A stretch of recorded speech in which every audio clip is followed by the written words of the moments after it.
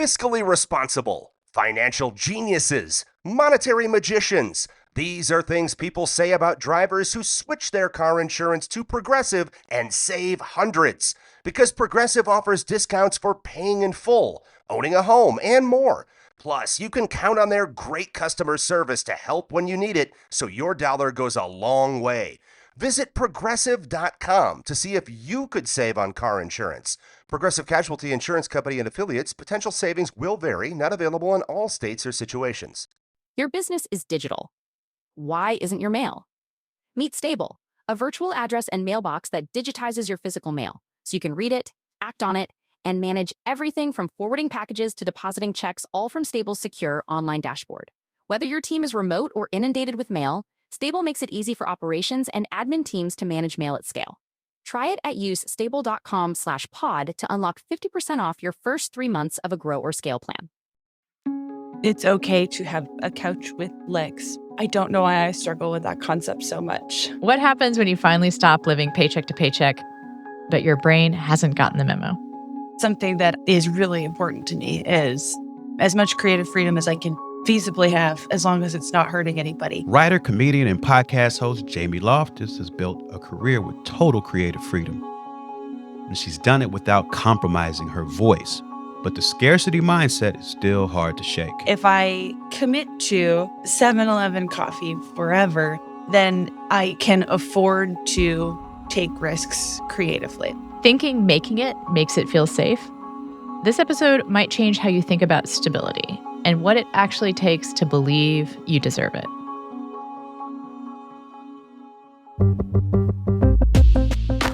The creative economy is broken, but some people are still making it work.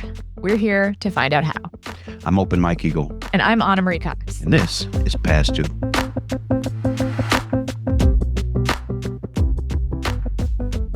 So one of the reasons that we started this podcast is because I believe that talking about finances is like the next frontier after talking about mental health.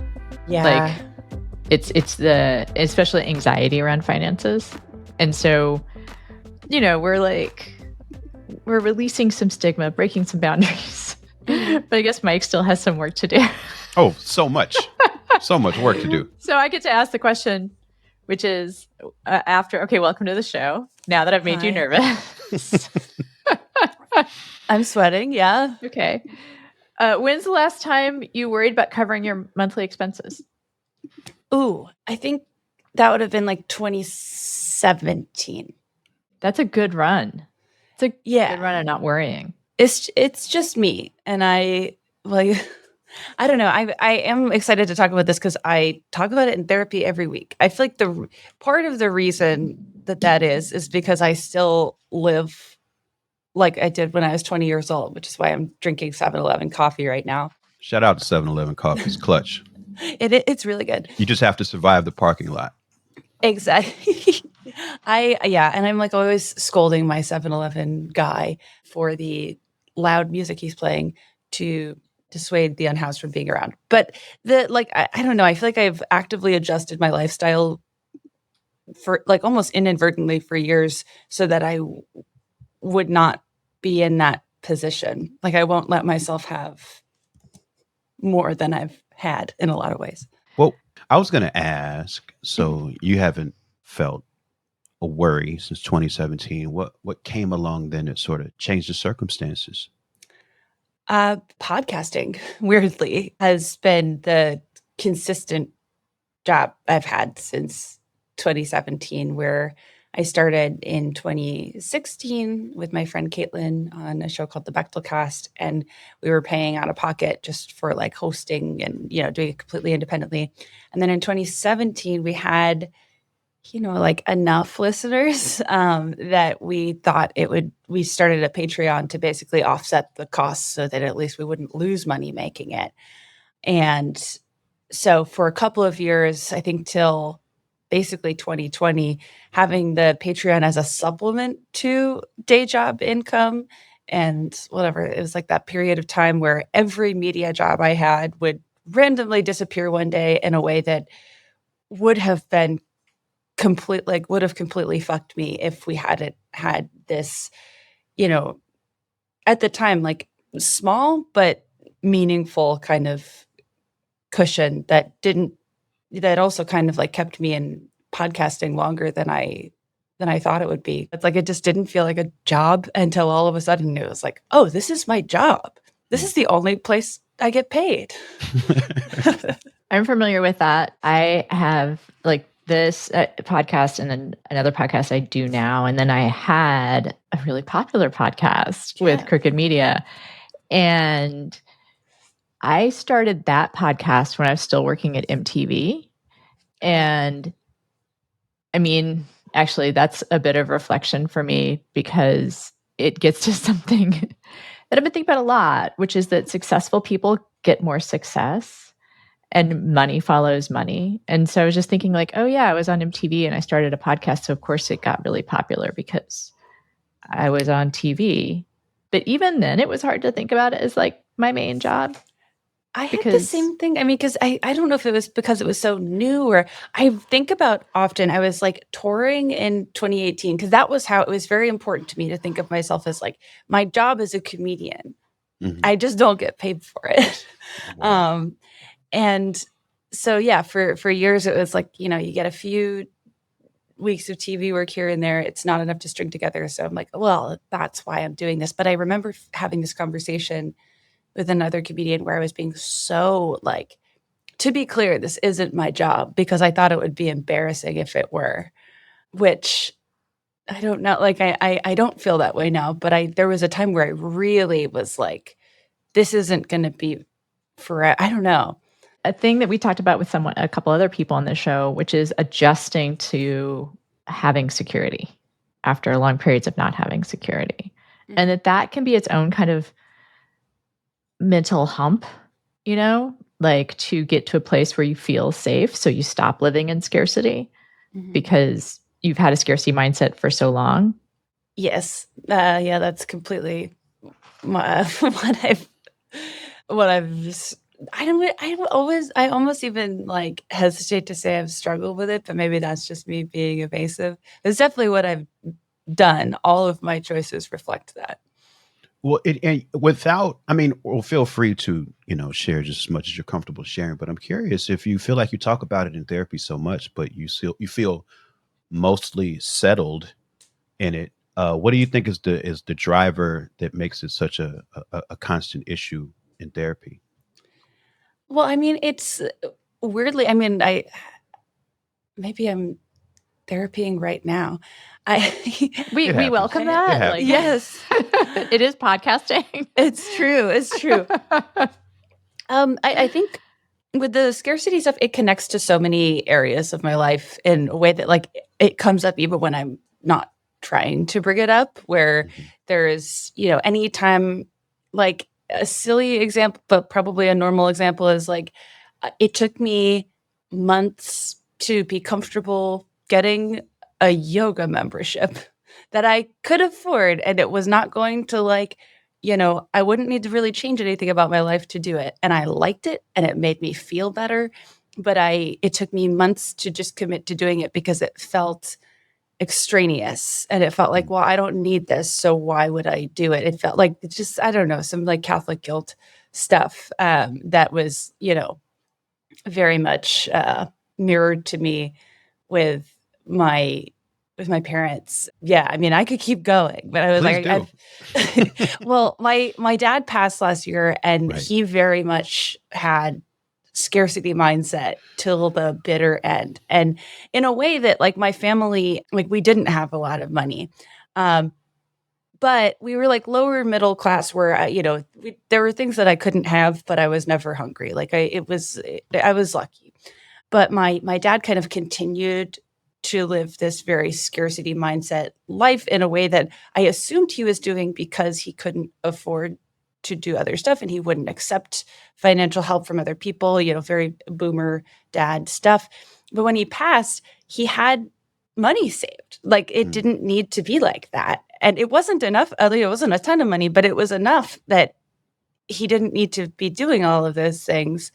And I was like, so it, made me kind of sad of like, why was he doing that? And then you're like, well, I'm also doing, not to the same extreme, but like I definitely modeled a lot of my behavior as an adult after him and almost saw it as this like virtuous thing to only have what you absolutely need and not have it, but to the point with him where it affected his health, Yeah. and I don't know where that comes from. I think Ireland for me is where it comes from. You're living out the generational trauma of a famine. I mean, I'm not really kidding. I mean, like, I think that I think it's kind of true. It is something. I mean, for one thing, there's like literally research done about the genetic impact of trauma. Mm-hmm. And the other part of it is that it just does linger just psychologically too, right? Like it's going to linger that way. And if someone patterned that for you, I kind of think there's two different ways to go. I feel like we go to either extreme, right? Right. Like when someone patterns a behavior for you as a parent, like the response is either I'm going to do exactly what that person does, or there's like a trauma response that's like, fuck that. Right. Like it's hard to find like the healthy. If someone models unhealthy behavior for you, it's really hard to find a healthy response to it. Yeah. It's something. I mean, I had a close friend of mine. Like we had very, very similar upbringings and like modeling. And yeah, she just went the other way, and she was just, I don't know, like bawling out in a way that I was like, I can't do that. And she's like, well, we have the same job. You make the same amount of money as I do. You're just not. But also she had issues with debt for years after that because of that mind. So it's like, I don't know. No, a balance was simply not struck for either of us. My question around that too, something I think, we talked to Maggie Mae Fish about this, and a very similar adjustment for her from going from scarcity to like having enough and having stability, and kind of getting used to not having guilt about having that stability as well. Because I think living in a creative economy, like it can be hard when you see people who are just as talented as you struggling. Mm-hmm. And to think like, well, for me, okay, I will bring it back to me, which is when I've had periods of success in my life, which is, I mean, one thing actually, again, on this show, we try to distinguish between success and stability, because those are two different things in a creative economy. Sure. Right. But when I've had periods of abundance, of financial abundance and stability, I've felt almost kind of bad about it. Like, why do I deserve this? I have so many friends who are incredibly talented and have not been visited by like the capitalism fairy. Right. Right. I and especially in those periods of abundance, it's like I feel I don't think it's even totally wrong. This is where I get stuck in therapy all the time. Is like, you want to make sure that you are putting enough around for others, and that you're not like, because that is my ultimate fear, is that you would just be hoarding something for no reason. You're not helping anybody. You're just doing this thing because of the potato famine, right? So it's like I've learned that I actively need someone to talk through that stuff with and figure out like, okay, what good can I do with the stuff that I don't feel I should have? And then with what's left over, I mean, that is, I don't know. I think that like again, with my dad's illness and then passing last year, I talked about it a lot with like my brother and my family. And I was, my brother was like, why do you do that? Like, it's weird. And he lives paycheck to paycheck. And he's like, it doesn't make me feel any better watching you do it. Like, and I was like, well, you never know, like something terrible could happen. And then I'll be really glad that I have been doing this, And he was like, well, look around. It is the worst case scenario. Like, it's happening. And I did contribute financially to it, but it wasn't like, it didn't justify the behavior the way that I was telling myself that it was. And the way that I think my dad thought of, like, I think part of the reason that he didn't give himself, just like basic, a little treat here and there is because he was worried that something horrible would happen to me or to my brother, and that he wouldn't be able to help us because he had this treat once, Is that part of what the work looks like though? If you're working on, not having that feeling of scarcity sort of inform how you're, navigating your life financially, like is part of your work like making or Little putting yourself, treat is part yeah, of your like work, a little putting treat. yourself, making yourself comfortable with giving yourself a treat. I guess so. Yeah. I mean, and again, I feel guilty doing it. So there's much work to be done. But yeah, something like truly things that were like the more recent thing was taking yoga classes. Right. That's okay. But it used to scale back worse. I mean, my best friend and her infinite patience had to probably 5 years ago just talk me into like a couch that wasn't broken.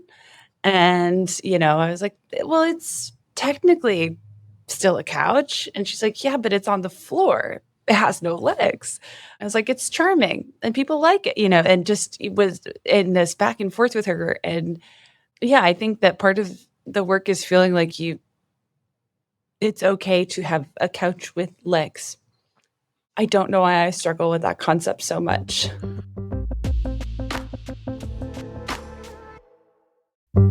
This episode is brought to you by Factor. Cold days, big goals, absolutely zero interest in cooking? Factor makes healthy eating easy with fully prepared meals designed by dietitians and crafted by chefs. No planning, no grocery math, no what did I buy this ingredient for? I love that Factor has quality, functional ingredients, including lean proteins, colorful veggies, whole food ingredients, and healthy fats. And there's so much variety. Over 100 rotating meals every week, including the new Muscle Pro meals, if you're doing strength stuff. And they support your diet, whether it's high protein meals, Mediterranean, whole ingredients, healthy fats, or more. Plus, there are no refined sugars or artificial sweeteners. I've looked for something like this for a long time, and Factor really is the best. It's good food that tastes great and is ready in about 2 minutes, always fresh, never frozen, no prep, and no stress. Head to factormeals.com/pastdue50off. That's 50 off.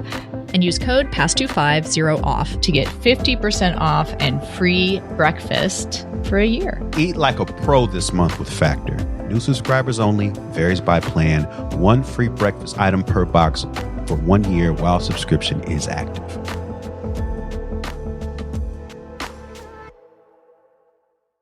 At Planet Fitness, we've got everything you need to get stronger with best-in-class equipment and free fitness training, so you can give everything you've got. Join today starting at just $15 a month. Planet Fitness, we're all strong on this planet. See Club for details.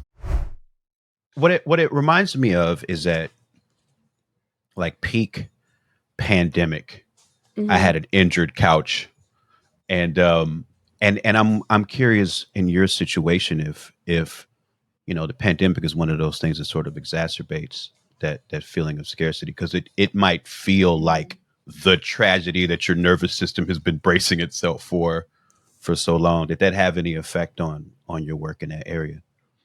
Yeah, I think that it had to do with the pandemic. I think more recently, the fires really sort of clarified my relationship to things in some ways. And it's something that I'm still kind of like trying to figure out is like, because I think this is just, I don't want stuff that I don't need. I want things that just like, I mean, I don't know. I've got a bunch of Minion dolls between me, but like need in a way that like, if I don't want it just because I could have it, which I feel like is the slippery slope that I don't know. Like sometimes you'll see people in your like orbit. It's like, oh, all of a sudden someone has something just because it's possible to have it. That makes me so uncomfortable. And so it's just like a balance of what is my relationship to the things that I choose to have, and what am I intentionally not letting myself have, and why? And that's the trickier part. Again, when keep referring back to the conversation with Maggie May because I feel like it was really parallel in a lot of ways. And one thing she was talking about was overworking her body when she was younger, and she had to do 5 jobs, and how she's still kind of paying the price with back trouble and whatnot. And as the oldest person in this conversation, who's been through a few cycles of boom and bust, and what that made me think about is how there are things I wish I had told my younger self about scarcity, where I wish I'd said to her, you know what, it's okay to do some of the stuff that's feels like you maybe can't afford it, because it's going to ease your life in a way that if you don't take that ease now, you're going to pay for it later. What are things that you wish you had done? I wish I'd taken better care of my body in general. Like, got yoga memberships and that sort of thing. kind of, but also I actually think I wish I'd gotten more professional help about various like chronic things that didn't bother me at the time. So it's just like, doesn't bother me now. I hate doctors. Yeah, I won't go look at it.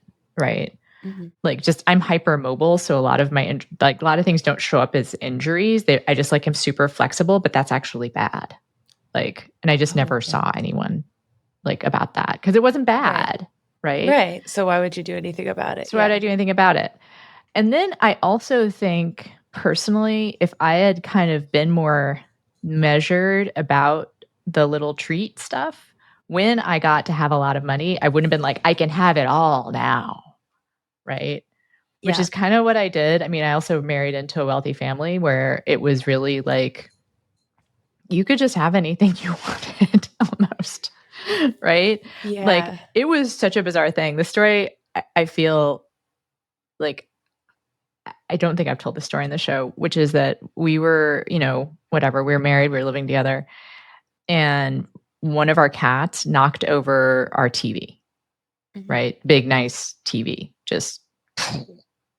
And my husband that day went out and bought another.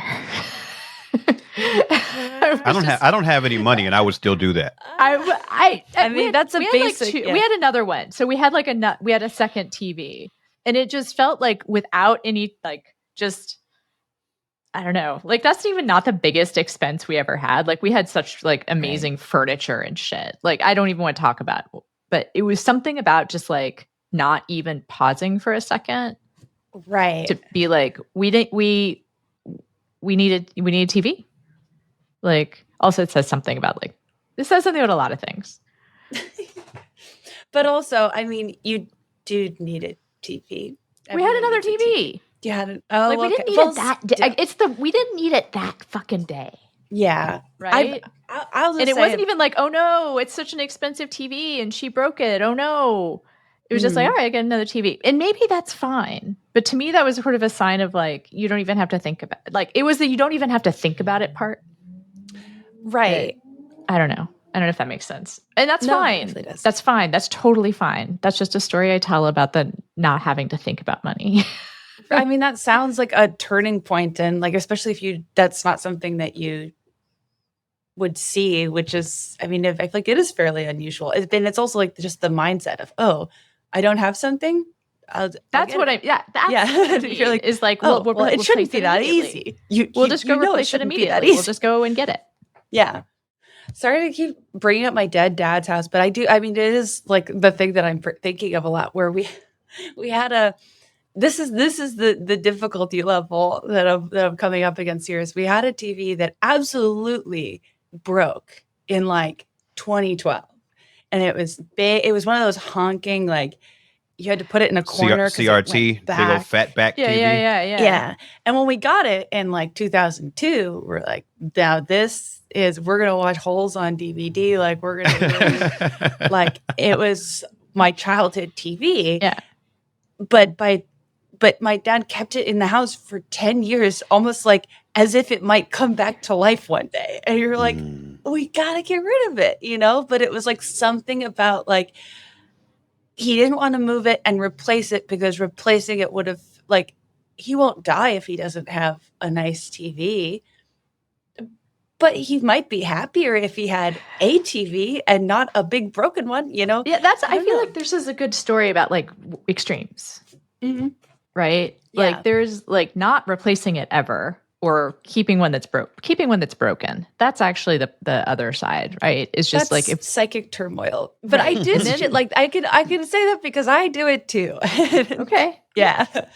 Yeah. And I guess it's one of those things like maybe like I wouldn't have been better off in my life if I had been able to like go out and like spend wisely on a TV before I got to the place where I could not think about spending on a TV.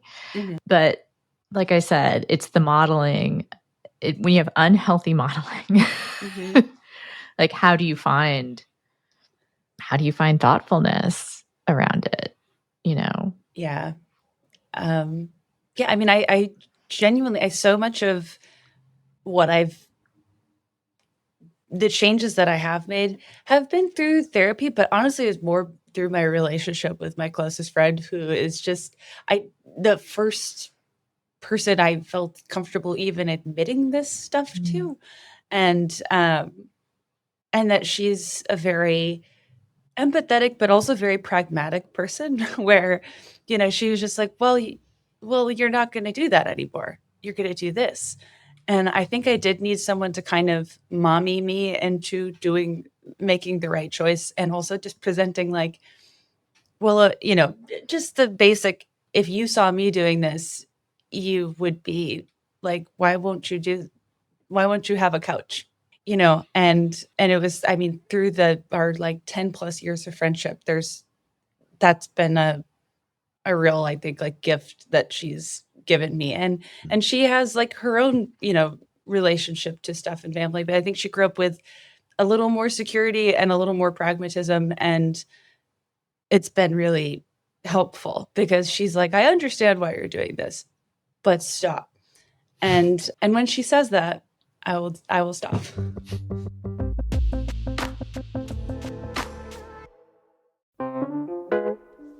Not sure how to tackle your taxes? Are you sweating the small print? You may be experiencing FOMO, the fear of messing up. The answer? Using TurboTax on Intuit Credit Karma. They help you get your biggest refund, and then we help you do more with it with a personalized plan designed to help you hit your money goals. It's time to take your taxes to the max. Start filing today in the Credit Karma app. If you're chasing data down instead of seeing it in one place, you need the Intuit ERP. Intuit Enterprise Suite. All your data in one place with built-in AI for real-time insights. Learn more at intuit.com/ERP. What happens after your 15 minutes of fame when the internet turns you into a meme with or without your consent? In our Patreon-only bonus version of this episode, Jamie Loftus unpacks the no-win reality of going viral. Who profits, who gets punished, and what it costs to try and take your image back. In fact, every episode, some of the weirdest and most revealing moments are only available at patreon.com/passdue. Plus, you get early access and more behind-the-scenes content. That's patreon.com/passdue. I want to somewhat pivot to your work a little bit. It's interesting to hear you describe a sort of like fear-based relationship with financial stuff, because your work seems very fearless. It doesn't seem to be very present in your creative exploits. Is there any sort of relationship there, or is your creative life just completely separate from your sort of a relationship to finances in that way? Yeah, I mean, I guess it can't be completely separate, but I do think that is like one of the things of the justifications for the scarcity mindset in some ways, where it's like, well, if I commit to 7-Eleven coffee forever, then I can afford to take risks creatively. Like yeah. Thank you, Mike. I guess, yeah, because it's like I do, like that's something that is really important to me, is as much creative freedom as I can feasibly have, as long as it's not hurting anybody. And I would sooner, you know, go without basically whatever to retain that. And again, it's like a full on overcorrection. But, it's like we've been through a million media cycles, stuff disappears. And I guess I have a lot of anxiety about being put in the position of like, well, in order to maintain your standard of living, you're going to have to, do something that creatively feels like not like you. And so I feel like to some extent I've tried to set up my life to anticipate and avoid that so that, I'm able to save, and if the bottom falls out from whatever, and it always does, that it doesn't mean that I have to sort of like pivot to being a person I don't want to be, at least for as long as possible. I also like, I think that it comes for everybody at some point, but that's sort of an outcome I'm trying to stay a few steps ahead of. Yeah. One of the things that we like to get into it with people about are some of those tougher moments that they've made it through. Like what's the closest you've ever come to like thinking about taking like a gross job or something that you feel wasn't in alignment with who you want to be? Oh man, I mean, I've taken them. I've definitely taken them. I think that the most egregious example of that was when I first moved here. I worked at Playboy for 2 years, which I actually ended up, enjoying far more than I expected to. But at the time of like applying and working there, I was doing it to supplement my negative income from my feminist movie podcast. And you're just like, what are we doing here? That's an interesting life, right? Yeah, the feminist movie podcast and then working at Playboy. Yeah. And so I think especially like the younger I was, the easier it was to be like, well, this is just, this is what I have to do. Mike and I have talked about the stuff that we've done that is like just not on some people's like, array of choices that they would consider possible. Right. Right. And everyone has to make their own decisions. And for some people, those decisions it's easy. Like I write for the Washington Post and the New York Times, right? There are people that are like, those companies are now so officially evil, right? Like Jeff Bezos owning Washington Post, that anyone who works there is morally complicit. And I'm kind of like, I need that. Like, and also there's tons of people who write for those outlets who are really, really good, And also, I'll just be real frank, I don't know if those people have been called by the New York Times or the Washington Post to write an op-ed, right? Like, it's relatively easy for be like, nope. I'd never do that, and nobody ever asked me to. Right. As we bring this to a close, there was one thing I wanted to ask you, Jamie, and we often talk to people about, the creative life they wanted when they started being creative. And you've had the financial stability for a while. You're able to mostly do what you want to do. Do you feel like you've made it in the sense of having the career that you want, or is there still something that you feel like you're striving for? I'm always striving for something. I think that what I'm striving for right now, it's more of an internal. I mean, it's both, but it's a fairly internal battle of, like there are still projects that I want to try that are outside of the podcasting form, or something that would require a degree of risk that is scary to me, or the idea of, I don't know. I think that there's a lot of stuff that I want to do that I'm still doing around my normal work that I want sort of to harness the courage to just do and not feel embarrassed or I think it's mostly an internal battle, because I find all sorts of excuses to not do it that generally fall apart under scrutiny. Like that couch. Which falls apart under scrutiny. Yes. Given that this is a podcast about how creatives make money, one of the most important parts of this show is us asking our guests to plug the stuff that they're doing? Yeah, I is podcasts. I have 3 shows that are going right now. My weekly podcast with Caitlin Durante, the Bechtel Cast, has been going for 10 years. I have 60 minutes. Congratulations. I know, it's wild. Truly, the longest time I've ever held down a job, a relationship, an apartment, you name it. But yes, my other podcast is 16th Minute about the main characters. And I also produce a show called We the Unhoused, which is about stories of the unhoused from their perspective. And yeah, and I have a book about hot dogs that just came out in paperback. So a wide variety of things that you can have. Yeah, I mean, hot dogs, feminist movies, viral fame. Yeah, I think Unhoused. you're It's all connected. You got all the squares the covered. unhoused. Yeah, all you got connected. it. I think you're covering a lot of bases.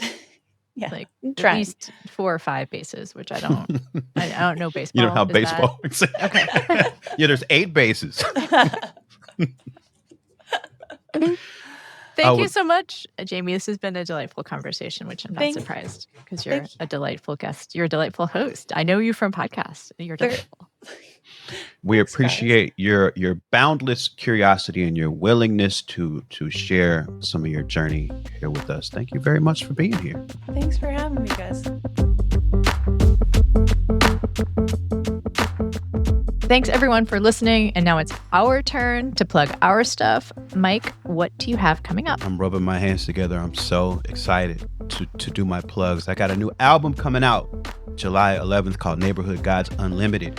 And I have a tour set up for it already. It's going all around the western region of the United States and the Midwest and the East Coast with more dates to come. You can check for all of that at mikeeagle.net. Tickets are on sale for all of that stuff, plus pre-orders for the new album, all available now.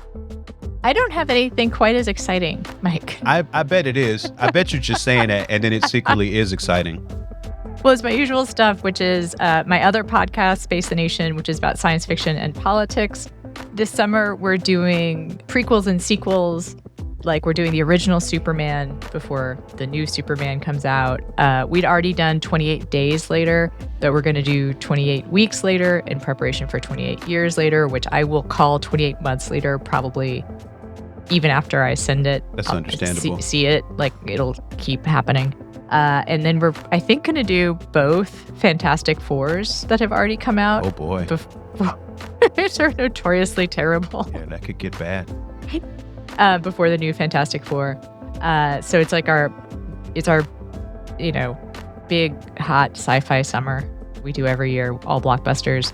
And then I am a contributing editor at the New Republic, and I've kind of switched to a new cadence where I'm going to be doing a longish reported essay once a month. If you're not a patron yet, let's please remedy that. It's a great way to support us and our mission here at the show. And we got some great episodes coming up that you're going to want to hear, and you're going to get to hear first if you're a patron.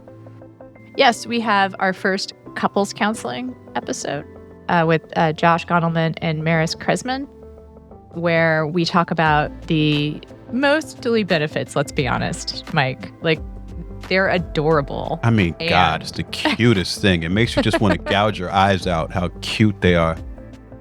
And, they're really making it work in part because they have such support for each other. It is, I hate to do this, but it's relationship goals, Mike. It is. It really is. We can't. If anybody's relationship goals, it's them. Yeah. And who else do we have coming? Xochitl Gonzalez, who's a great writer who wrote a piece that is like right up our alley about the financial precarity of being a creative these days. And how it's impossible for some people to understand it. Like, she sort of invented this term, the comfort class. And we talked to her about what it's like to become a Reese's book club selection. And it's Reese Witherspoon, by the way. Like, yeah, not... I actually knew it wasn't the candy, but still thought it was. Still in my mind went there. I did too. And we have an episode coming up that's just us chatting. Is that? Yeah. And that's our first just us chatting First episode. of many. First of many. We have a lot to discuss with each other. Thanks again for listening, everyone. And we will see you next week.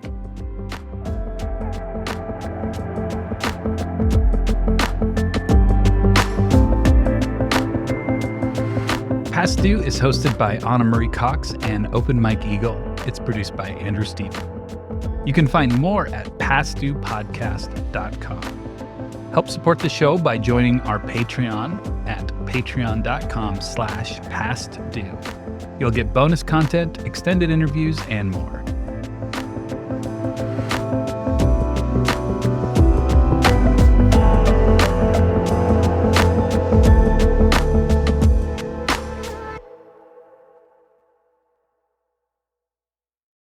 Stop doom scrolling. Start decoding the tech, rewiring your week and your world. The Interface is the BBC's fiercely informed, fast, and funny take on how technology is changing everything. Hosted by journalists Tom Tremaine, Karen Howe, and Nikki Wolf, each episode unpacks week by week the unfolding story of how technology is shaping all our futures.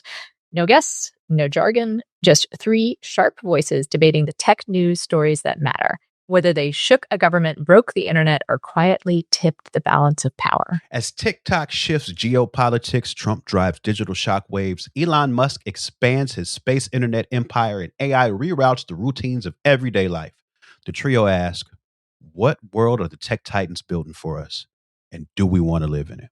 Find The Interface from the BBC wherever you get your podcasts.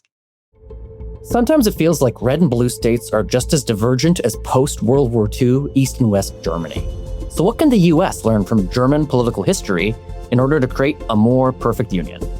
Find out on the new season of The Future of Our Former Democracy, the Signal Award-winning podcast for more equitable democracy and large media. Hosted by me, Colin Cole, and Heather Villanueva.